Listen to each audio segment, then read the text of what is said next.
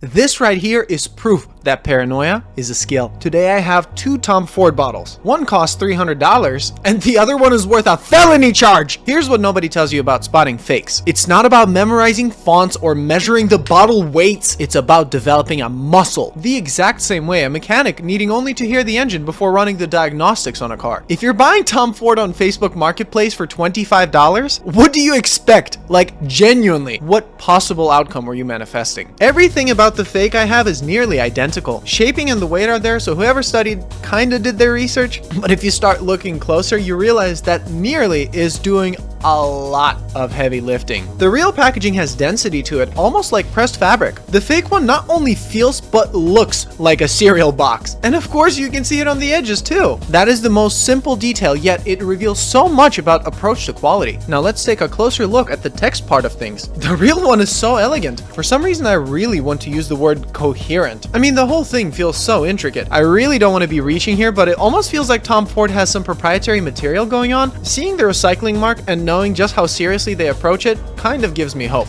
Now over at the fake, the font spacing, where the hexagon is switzerl and. I mean, even the font on the front of the box looks watery and blurry. Now let's not forget about the people who buy these intentionally. Dupes as a whole are a $3 billion market. This is all outside for those who are coming at this from the consumer interest. Now let's take the actual bottle. We're looking at the little leather patch. The lettering on the fake is worn and scuffed. I hear you asking, is that a plot twist? Big shout out to Dylan, who I gifted this bottle to 2 years ago.